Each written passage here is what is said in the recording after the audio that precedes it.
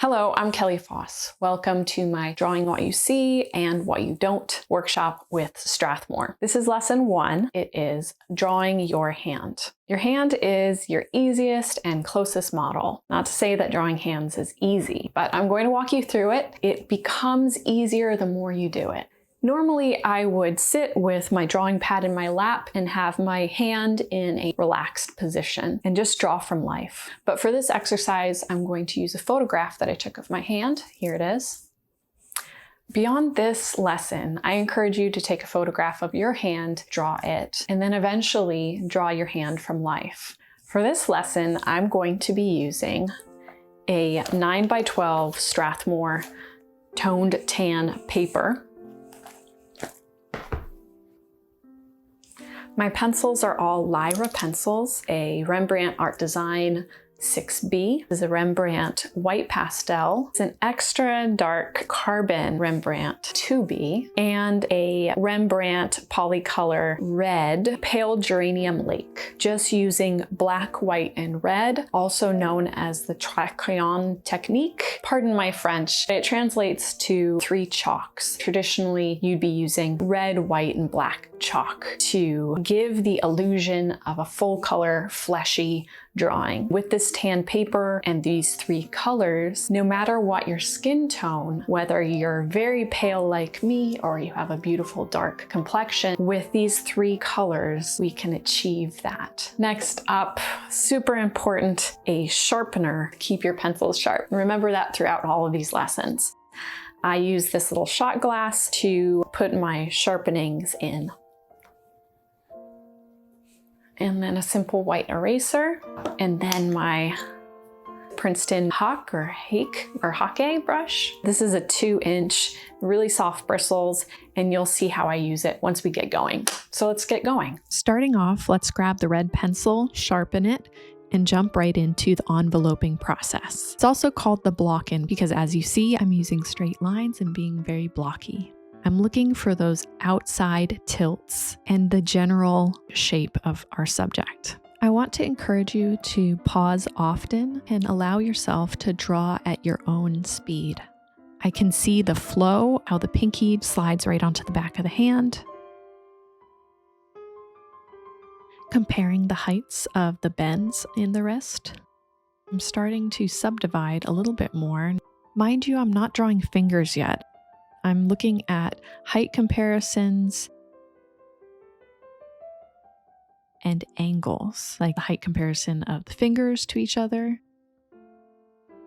I know this hand isn't one giant block, but that's why we're keeping the lines light and loose. Continuing to correct angles using straight lines, finding those tilts and negative space between the fingers. Oh, and did you think that I forgot this? Nope, I need it. It's for fogging out. Just a clean piece of tissue. Fogging out, as I call it, seasons the paper with whatever medium you're using, as well as loosens up your lines, so your brain can see your drawing a little bit better. As I'm drawing over my many sketchy lines, I'm becoming more decisive in making a more definite line. Look for simplified shapes, like maybe this thumb is a little duck looking up. I'm not thinking about drawing fingers, I'm thinking about drawing shapes and how they compare in size to each other and angle.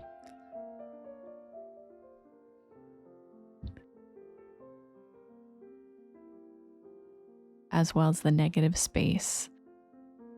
I'm going to envision the knuckles and see how they line up with each other. People often imagine the back of the hand looking something like a square, mistakenly lining up their knuckles. But it's better to look at it sort of like a barn or a wonky house. Make sure you have a nice arching flow. And in case you're wondering, yes, I use permanent marker, and yes, I'm having a hard time getting it off. I make slight marks of anatomy points and then investigate them a little bit farther when I see that they line up properly. I chose this hand pose because I love how each finger is slightly overlapping each other. It gives a good feeling of dimension in the piece.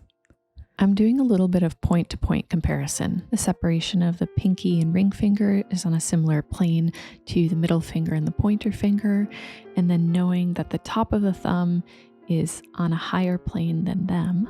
These are all different points I can compare, as well as more obvious points like joint to joint. Remember to sharpen your pencils and to pause the video whenever you want, to take a break or simply to catch up. Okay, I'm happy with how this is going. Let's loosen it up with a nice fog out. And with the white eraser, I'm going to clean the light most facing planes of the fingers, as well as cleaning around the hand, leaving some of the red fog for the hand's shadow. And here comes my Princeton brush to sweep away those eraser peels. This can save our hands from getting dirty, our drawings from getting smudged, but most importantly, our paper from our hands' oils. With the red, I'm investigating the shadow shape on the back of the hand. Pale skin and soft light make for not many harsh shadows.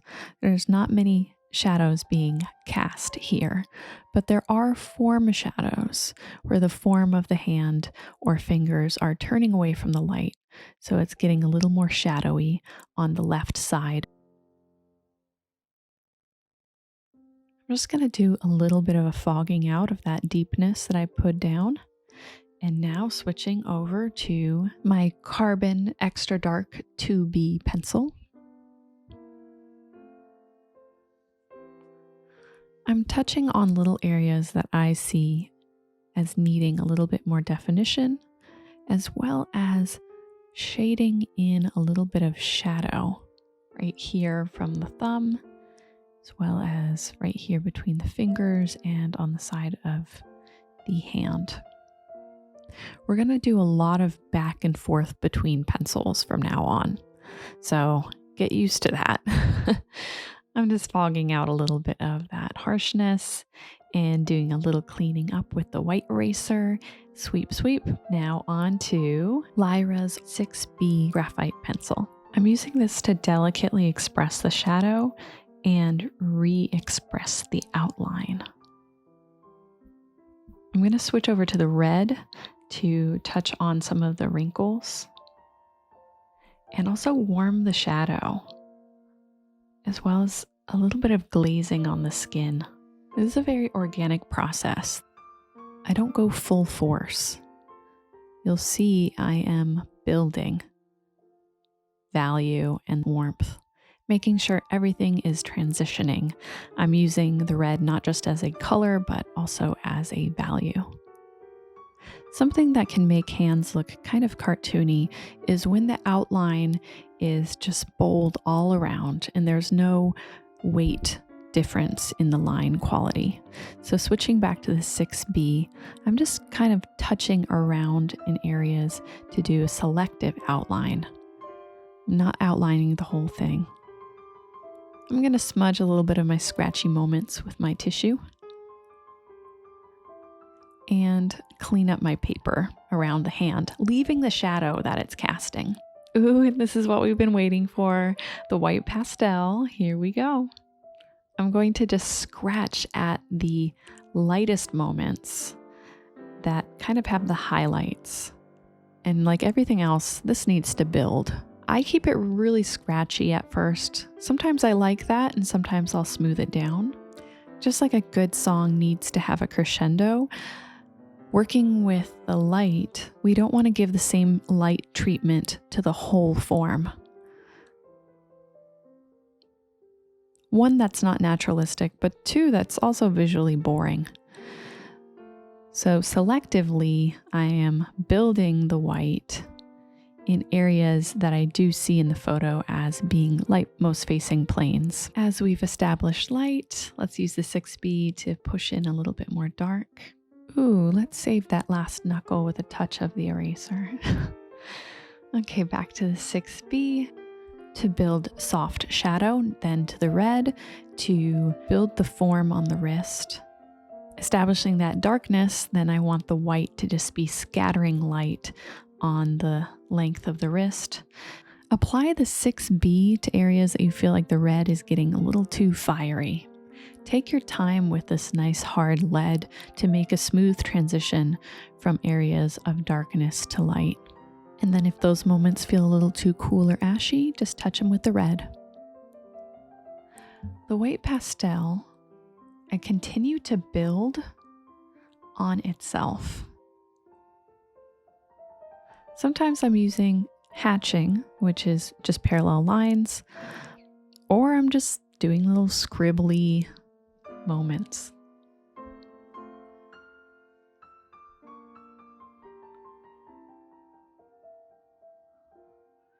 I want to lighten up this wrist a little bit more. My hatching can kind of take on the form of the wrist going around. I don't like how deep that dimple's getting on the wrist. I'm going to touch that up a bit.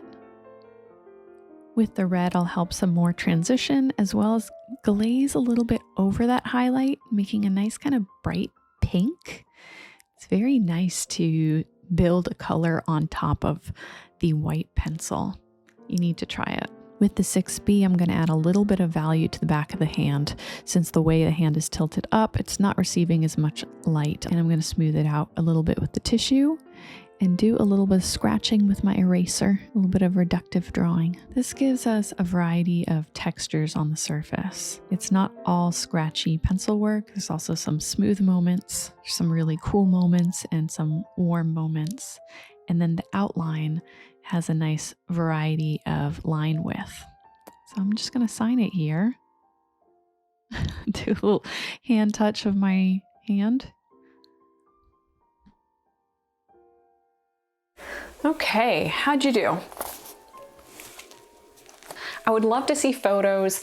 Post them in the chat. For about a month as these lessons are going live, I'm going to be active in the chat, answering questions. If you want your artworks critiqued, please say so. I love to see what you do. Thank you, Strathmore, for having me. I'm really excited to get into these next lessons. Lesson number 2 is drawing a statue. Lesson number 3, drawing with imagination. And lesson 4, which will be our final one, it's about adding interest to your art.